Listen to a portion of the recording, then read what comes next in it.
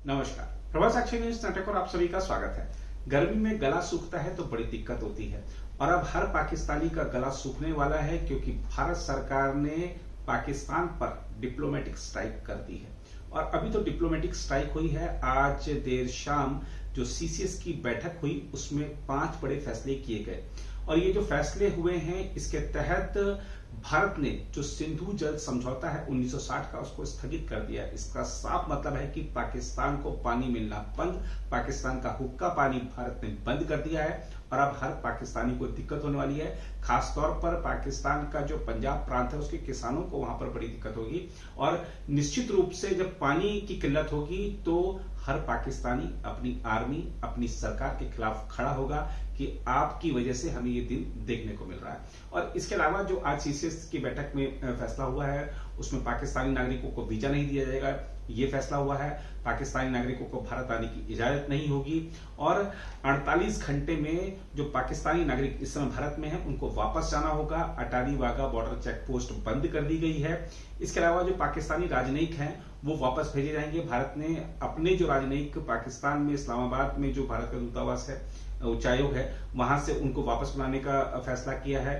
जो स्ट्रेंथ है उसको 55 से घटाकर वहां पर 30 कर दिया गया कर्मचारियों की संख्या को। तो बड़े फैसले लिए हैं और लेकिन इनमें जो बड़ा फैसला है सबसे 5 में से वो यही है कि पानी बंद कर दिया गया है। अब पानी बंद होने से क्या दिक्कत होती है इसको आप भली भांति समझ सकते हैं और ये जो दिक्कत है उससे पाकिस्तान में अब उसका जो कह सकते हैं कि उसका परिणाम भी सामने आने लग गए हैं। शहबाज शरीफ की सरकार हिल गई है, वहां की सेना जो है वो रावलपिंडी जो वहां पे मुख्यालय है वहां तक में दिक्कत होने वाली है। पानी की स्टोरेज की जा रही है कि कल को पानी रावलपिंडी में आना बंद हो गया तो सेनाध्यक्ष साहब कैसे पानी पिएंगे या अपने नित्य कर्म करेंगे।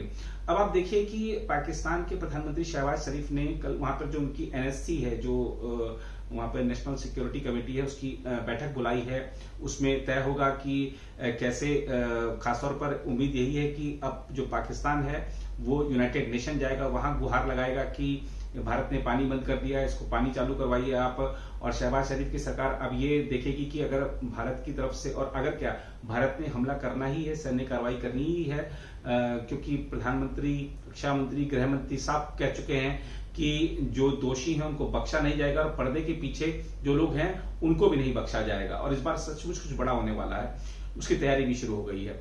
अब आप देखिए कि जो पाकिस्तान की सरकार है वो उसने इंतजाम शुरू कर दिए हैं कि कैसे हमको बचना है, कैसे अपनी रक्षा करनी है। लेकिन अब जो कह सकते हैं कि बाजी उनके हाथ से निकल चुकी है, अभी से ही कह सकते हैं। और दूसरी बात यह है कि हमारे जो सेनाध्यक्ष हैं जनरल उपेंद्र द्विवेदी कल वो जम्मू कश्मीर जा रहे हैं, वहां पर जो अभियानगत तैयारियां हैं उनकी समीक्षा करेंगे क्या। और आज भी तीनों जो हमारे चीफ्स हैं, आर्मी के, नेवी के, एयरफोर्स के, उन्होंने जो तैयारियों की कि हम कितने तैयार हैं अगर जंग छिड़ती है और हमारी क्या तैयारियां हैं, जो जवाब दिया जाना है पाकिस्तान को उसके क्या प्रारूप होंगे, उनके लिए क्या क्या हमारी तैयारियां हैं, सारी चीजें जो रक्षा मंत्री को बताई है। रक्षा मंत्री ने सीसीएस की बैठक में प्रधानमंत्री के सामने सारी चीजें बताई हैं। और गृह मंत्री अमित शाह क्योंकि कल से ही जम्मू कश्मीर में थे, उन्होंने कल भी वहां पर सुरक्षा स्थिति की समीक्षा की, आज भी अधिकारियों के साथ बैठक की। तो जो ताजा हालात और विस्तृत जानकारी उन्होंने भी प्रधानमंत्री को दी, सीसीएस के सभी सदस्यों को दी और लगभग 2.5 घंटे मंथन हुआ है। और ये 2.5 घंटे जो हैं इसमें बस प्रधानमंत्री नरेंद्र मोदी का कुछ बड़ा ऑर्डर आने वाला है। और वो बड़ा ऑर्डर क्या होगा वो उसके लिए नरेंद्र मोदी जाने जाते हैं। नरेंद्र मोदी घर में घुसकर मारने वाले हैं और नरेंद्र मोदी कहते हैं कि हम किसी को छेड़ते नहीं है, कोई हमें छेड़ता है तो हम छोड़ते नहीं है। तो जरूर पाकिस्तान पर कुछ बड़ा होने वाला है। और हमारे जो सीमाई राज्य हैं उनमें सतर्कता बढ़ा दी गई है। जम्मू कश्मीर के जो मुख्यमंत्री हैं उन्होंने एक फैसला किया, उनकी कैबिनेट ने अभी कि 28 अप्रैल को विधानसभा का विशेष सत्र बुलाया गया है। भारत सरकार ने कल सर्वदलीय बैठक बुलाई है। उस सर्वदलीय बैठक में सभी पार्टियों के जो फ्लोर लीडर्स हैं संसद में वो शामिल होंगे। रक्षा मंत्री राजनाथ सिंह की अध्यक्षता में बैठक होगी। उस बैठक में गृह मंत्री अमित शाह, विदेश मंत्री एस जयशंकर उपस्थित रहेंगे। जो आज सीसीएस ने फैसले लिए उन फैसलों का क्या आधार था वो बताया जाएगा। आगे क्या सरकार कदम उठाने वाली है उसको लेकर जो विभिन्न राजनीतिक दल हैं उनको विश्वास में लिया जाएगा। और ये लोकतंत्र है, भारतीय लोकतंत्र है, इसमें सबको साथ लेकर, और जब भी देश पर कोई ऐसी विपदा आती है, देश के सामने चुनौती आती है, तो सभी लोग मिलकर एकजुटता के साथ उसका सामना करते हैं। और आज जम्मू कश्मीर के लोगों ने जो करके दिखाया वो अपने आप में कमाल की बात है। 35 साल बाद आज ऐसा दृश्य देखने को मिला कि आतंकवाद के खिलाफ हर कश्मीरी खड़ा हुआ, हर गली, हर मोहल्ले में, हर नगर में, हर गांव में, हर पंचायत स्तर पर वहां पर लोगों ने आतंकवाद के खिलाफ विरोध प्रदर्शन किया, पाकिस्तान के खिलाफ नारेबाजी की। महबूब मुफ्ती जो कि आतंकवादियों के प्रति नरम रुख रखने के लिए जानी जाती हैं, वो भी आज सड़कों पर उतरी।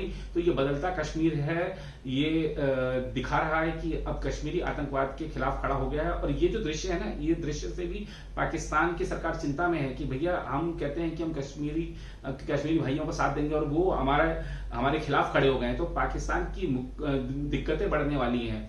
जो आतंकवादी हैं, जो यहां पर आकर वारदात कर गए हैं, उनको तो छोड़ा नहीं जाएगा। और जैसा कि सरकार ने कहा है कि जो पर्दे के पीछे के हैं उनको भी सामने लाएंगे, उनको भी बख्शेंगे नहीं।